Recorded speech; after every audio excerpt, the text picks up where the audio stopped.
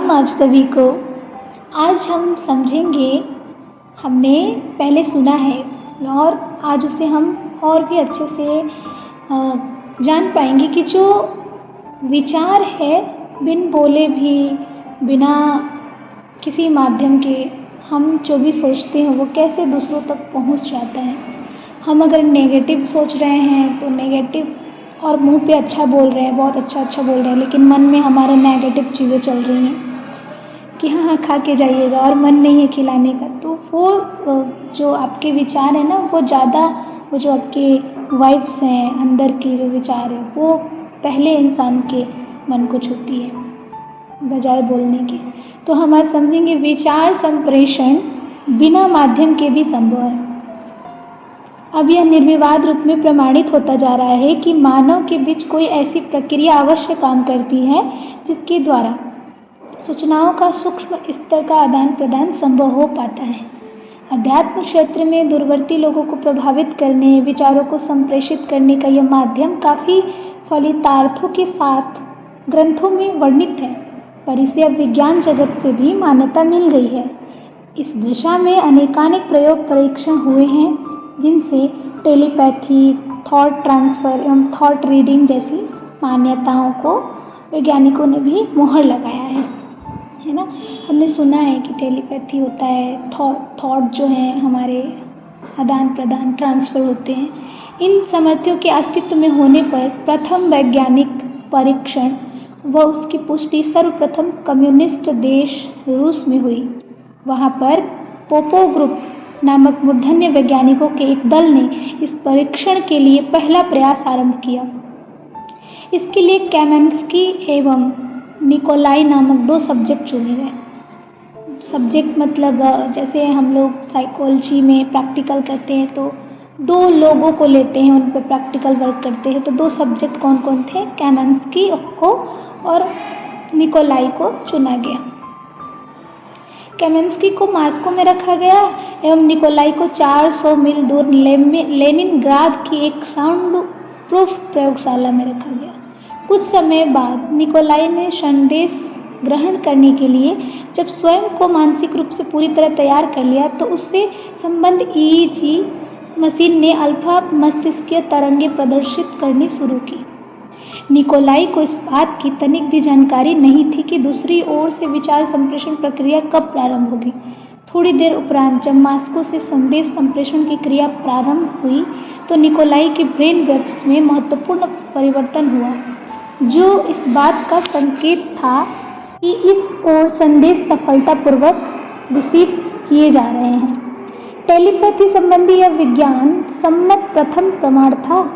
इस प्रयोग के द्वारा जो एक महत्वपूर्ण बात सामने आई वह यह थी कि प्रयोग की सफलता के लिए जो रिसीवर था, रिसीवर को के मनोदशा एक विशिष्ट स्तर की, वो भावनाएं जो थी उसकी उच्च स्तरीय होनी चाहिए, तभी वह सूचना रिसीव करने योग्य बनता हुआ दिखेगा।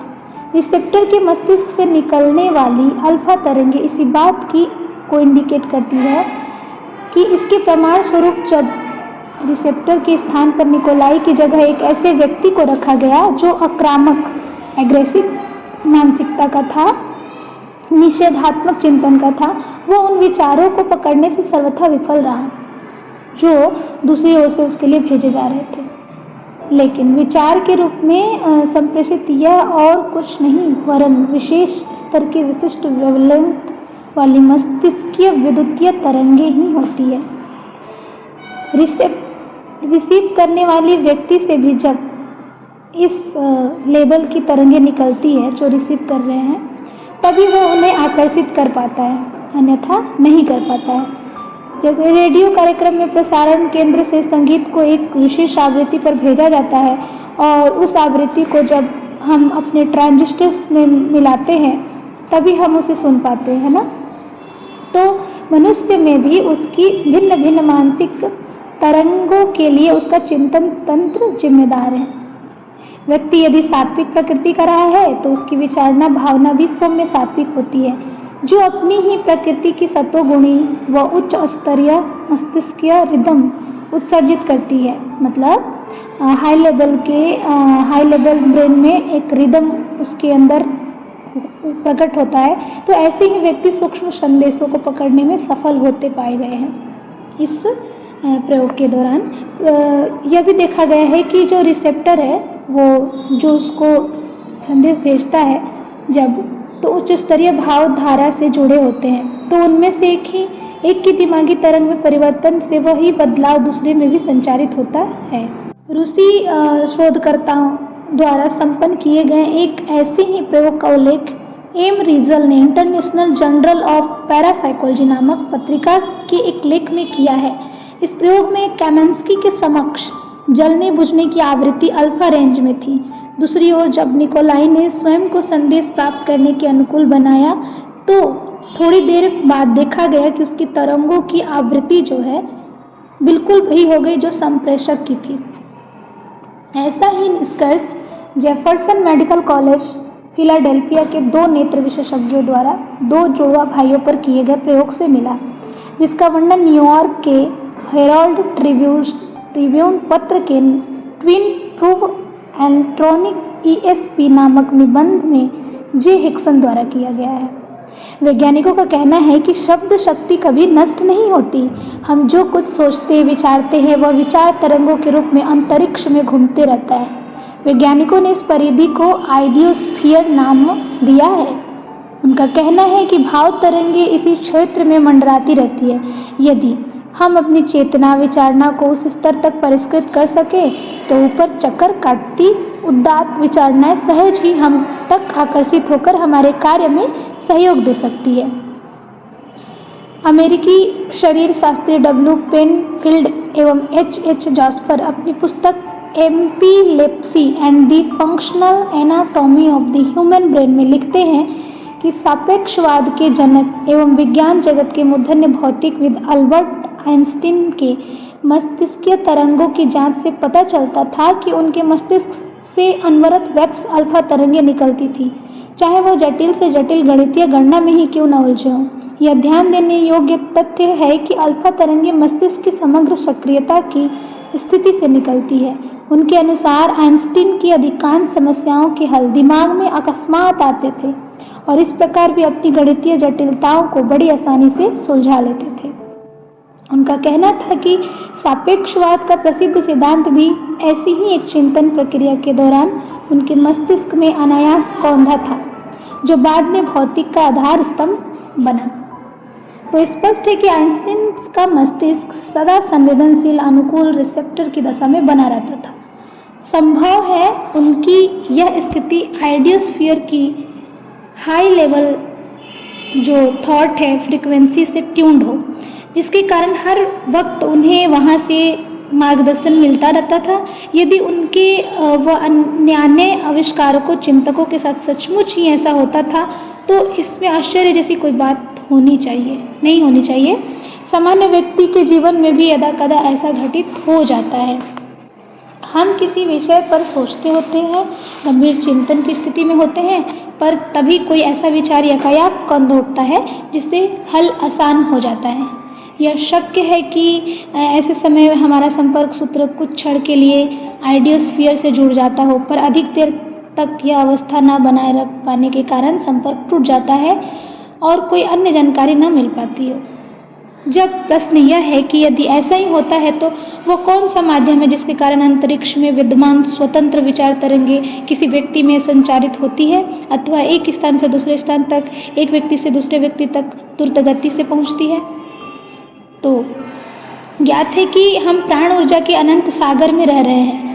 हम हमेशा कहते हैं तो समस्त जीव जगत में उसी का क्रीड़ा क्लोल संव्याप्त है। अपनी व्यष्टि सत्ता भी इसी की अभिव्यक्ति है। जो प्राण हम में है वही अन्यों में और इस शून्याकाश में भी है, पूरे ब्रह्मांड में वही है। तो इस प्रकार देखा जाए तो ज्ञात होगा कि सब में एक ही प्राण प्रवाह संचारित हो रहा है और परोक्ष रूप से हम सब एक दूसरे से जुड़े हुए हैं। स्वामी अभेदानंद ने अपने ग्रंथों में लिखा है कि आध्यात्मिक पुरुष अथवा योगी जन दूसरों के मनोभावों को इसलिए जान लेते हैं क्योंकि हमारे प्राण परमाणु निकलकर वातावरण में आते रहते हैं। इसी माध्यम से वे सामने वाले के विचारों को समझ पाते हैं। सर्वविदित है समान धर्मी विचार आपस में मिलते और घनीभूत होते रहते हैं। बुरे व्यक्ति सदा अपनी ही प्रकृति के लोगों की ओर आकर्षित होते हैं और सर्वदा औंधे सीधे कृत्यों में संलग्न रहते हैं, जबकि सदाचारियों का संपर्क भले व्यक्तियों से होता है। इस संदर्भ में जीव विज्ञानी डॉक्टर जेम्बिस समोनाट का कथन अधिक युक्ति संगत जान पड़ता है कि दुराचारी व्यक्ति अपनी ही प्रकृति के विचारों को अनजाने में अंतरिक्ष से खींचते रहकर कुमार के दलदल में इस प्रकार फंस जाते हैं कि उससे बाहर आ पाना स्वयं के बलबूते असंभव सा हो जाता है। इस आधार पर यदि व्यक्ति अपनी विचारणा को सुव्यवस्थित और भावनाओं को परिष्कृत सुविकसित कर सके तो न सिर्फ विचार संप्रेषण ग्रहण और वातावरण से बहुमूल्य अनुदान ग्रहण करने में ही वो सफल होगा, वरन ब्राह्मी चेतना से भी तब संपर्क साधना संभव बन पड़ेगा।